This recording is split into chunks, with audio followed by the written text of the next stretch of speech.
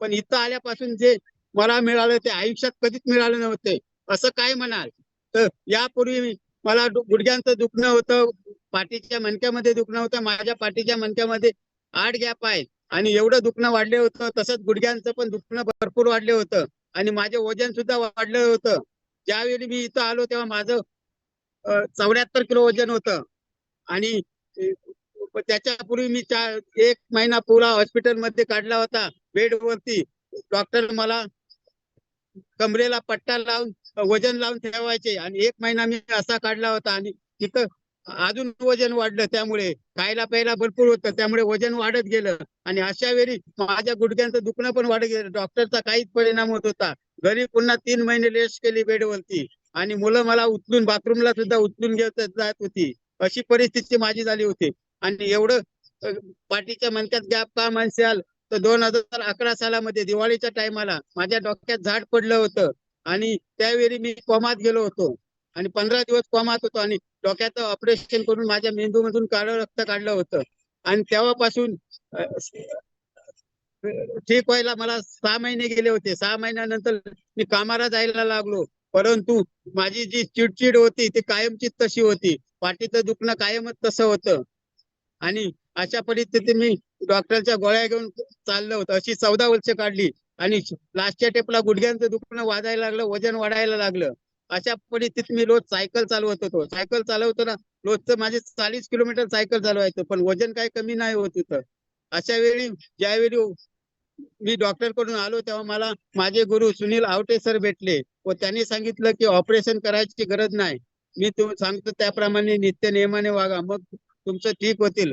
आणि मी अक्षरशः कंटाळलो होतो आणि डॉक्टरनी तर मला 3 लाख रुपये सांगितले होते गुडघ्यांचे ऑपरेशन आणि डॉक्टरला पहिलेच मी 2.5 लाख खर्च करून बसलो होता आणि कमावणारा एकटा असल्यामुळे माझी तर आर्थिक परिस्थिती नव्हती. म्हणून लास्ट स्टेप म्हणून सरांनी सांगितल्याप्रमाणे इथं मी आलो आणि म्हटलं करून तर बघायचे, प्रयत्न करायला काय आहे. आणि त्याने सरांनी सांगितल्याप्रमाणे मी इथं वर्कआउट जॉईन केलं. पहिले 10 दिवस मी 8-10 दिवस असंच केलं, पण पाय माझे उचलत नव्हते, हालत खराब होत होती. पण मागे हटायचं नाही निश्चयाने केलं हो. 10 दिवसानंतर मला संतुलित आहार मागवला. संतुलित आहार मागवल्यावर ड्रिंक एनर्जी घेतल्यावर थोडा फरक पडू लागला व मी वर्कआउट व्यवस्थित करू लागलो. पहिल्या 15 दिवसातच माझे गुडघे दुखायचे कमी झाले, कारण मी 2 टाइम वर्कआउट व संतुलित आहार कंटिन्यू चालू केला होता आणि गुडघे दुखायचे कमी झालं. मी ड्युटीवर पण हजर होऊ लागलो. त्यामुळे मला भरपूर आनंद झाला की याच्यापूर्वी कधी झालेलं नव्हतं. तसंच पाठीचं दुखणं असते ते कमी होत गेलो. त्याच्यानंतर सरांनी न्यूट्रिशन वगैरे सर्व चालू केलं आणि आता मी पूर्ण बरा झालेलो आहे. तसंच माझा बीपी 170 ते 190 कायम असायचा.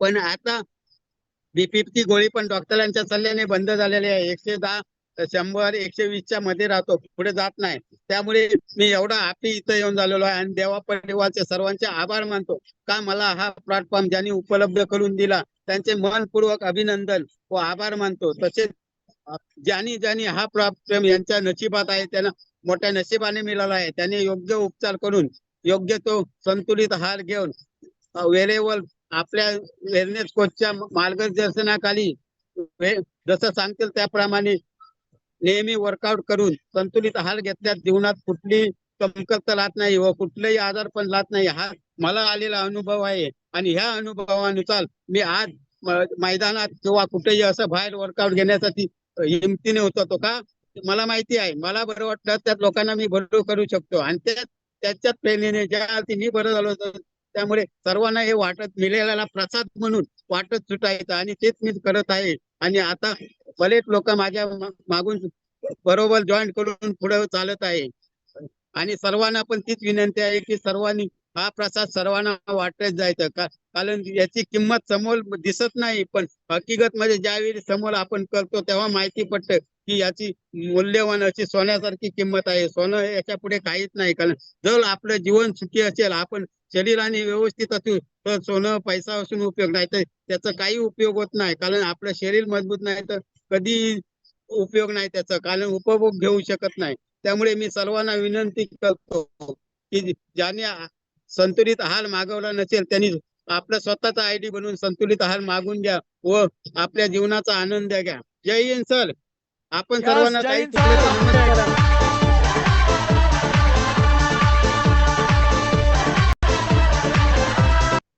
Yes, great leader, great wellness coach Atmaram Gawade sir. जबरदस्त असा रिझल्ट आहे सरांचा.